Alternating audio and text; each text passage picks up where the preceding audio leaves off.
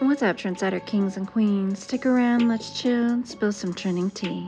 Trendsetter fam, let's get right into it. Conor McGregor was in Miami for Game 4 of the Miami Heat's NBA Finals against the Denver Nuggets, and apparently there is a woman that has allegedly come forward with an attorney allegedly accusing Conor McGregor of SA and battery.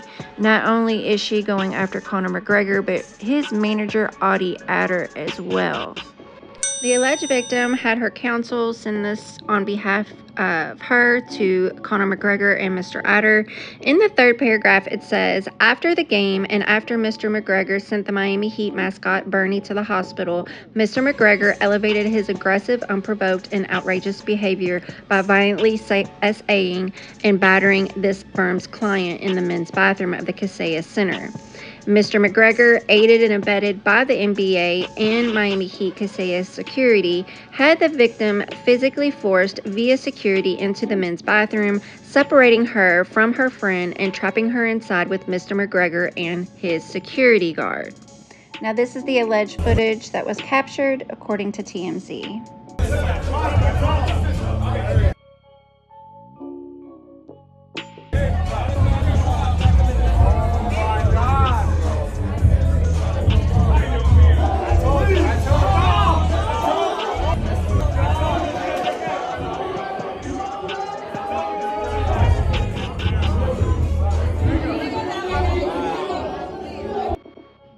Now, as you can see, the initial video, he comes out of the restroom, he grabs one of the women by the hand and all these people around, and he's publicly escorting her back into a private area that looks like it's the men's restroom.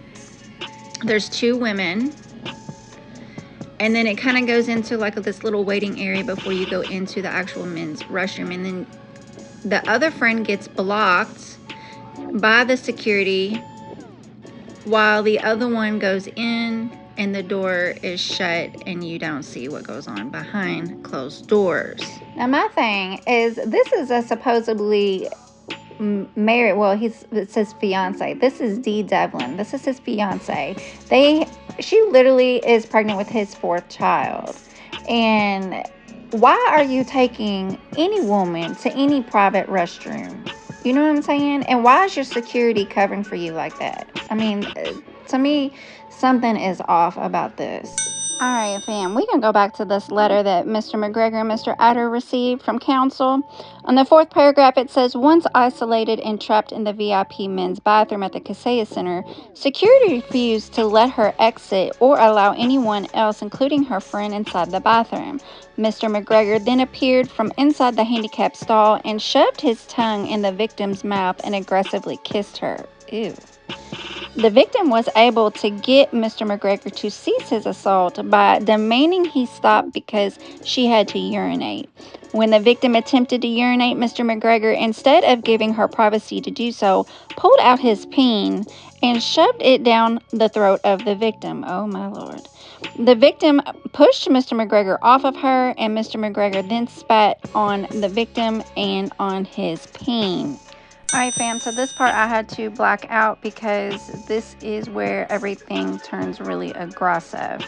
Allegedly, after Conor McGregor forcibly puts his peen in her throat while she's trying to use the restroom, she finishes up and wants to leave the bathroom. He grabs her and like pulls her pants and is forcing himself to use his peen in her bottom area, and apparently Conor McGregor wasn't up to the situation, if you get what I'm saying. And so she was trying to leave and get dressed and get all her stuff together. She was looking for her purse. Well, Conor McGregor's security was holding her purse basically as hostage.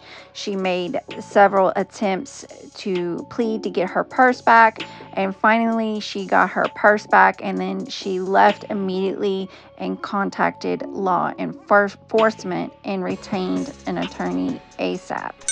Now, I do want to point out to the very last paragraph, It says, "We know a lengthy public litigation would encourage other victims and witnesses to come forward. This firm has been instructed to explore all reasonable settlement offers to resolve these claims before they escalate further. In the event you or your attorneys fail to contact this firm by 7 p.m. Eastern Standard Time on June 12, 2023, to discuss an acceptable resolution, we will assume that you do not intend to settle this matter and will proceed with litigation." This is not the first time that Conor McGregor has been accused of these type of incidences, especially in different countries. And so I'm sure victims will start coming out of the woodwork everywhere. It's very sad that this situation has to go on. I feel for his fiance. But you know, this is not an easy situation for anyone involved, especially his children. So I would hope for his sake they would be on top of this. Now, Conor McGregor and his team have come out and they have said basically she is doing this to get money and only came forward because he refused to give her money.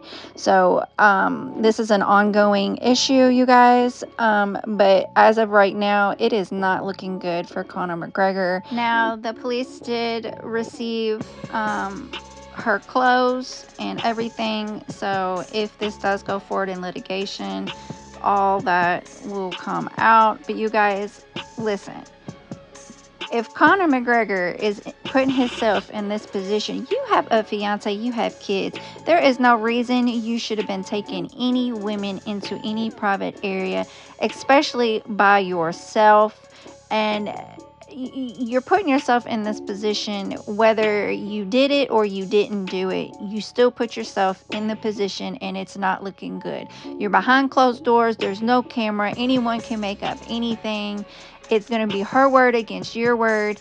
And now she has physical evidence, DNA, because you touched her. You were all over her, spitting on her and your peen and everything else. Let me just tell you, it's not looking good, Conor McGregor. And if I was your fiance and them kids, I would be taking your yacht and going for a long, long, long vacation without you. Whew. Don't get me started. That gets me upset. Why men do this, why they go out and find somebody else for a quickie and now jeopardize your whole life. Stupid. All right, fam, let's get into the next story. Miss Sukihana and YK Osiris. Suki actually came forward and she broke her silence from the incident, and this is what she had to say. "I first want to say thank you to everyone who has reached out. Your thoughtfulness has not gone unnoticed. I would like to address the event that took place on Saturday as well as the aftermath surrounding such. First, I want to acknowledge that YK Osiris has apologized to me both privately and publicly, and I've chosen to accept his apology. God always forgives me, and I can forgive others. My accepting his apology is not my excusing or lessening the severity of his actions. This is destiny choosing to give grace to Osiris. He is young. It is my prayer that this experience will cause him and others to be more mindful and respect the personal boundaries of others. I am a human, a woman, a mother, and daughter before I am an entertainer. No matter what my lyrics express, I still have boundaries and a right to have them. Again, I have accepted his apology and am working towards getting back to my life. I'm giving YK the grace and forgiveness that I wanted to be given to me as I was discovering and defining myself on this very public and sometimes unforgiving entertainment platform. Thank you again. I deeply appreciate your support." Now that Suki has publicly accepted his apology, it seems like he has this repeated pattern, allegedly, because now there is another woman that used to work for YK Osiris that's coming forward, and she has this to say, y'all. Sukihana, I just want to say this. I'm empathetic towards you, and I'm also envious of you. Because luckily for you, the things that happened to you happened in a space where it was public and it eventually made it to the internet so people could see exactly what type of person an individual is. And the reason why I'm envious is because a person like me that experienced the same exact thing with the same person didn't get the opportunity to show the whole world the things that were said that were done to me individually behind closed doors. And because this person likes to get on the internet and cry and make it seem like he's such a person that just can't do any wrong, I didn't want to look like a person who was just clout chasing or lying. But let it be known that now that it's all over the internet, this is nothing new or nothing shy of behavior that I have experienced myself. And I just want to say this. Women, we have to stand up, one, for each other, but also you have to stand up against these men. You have to be bold with them.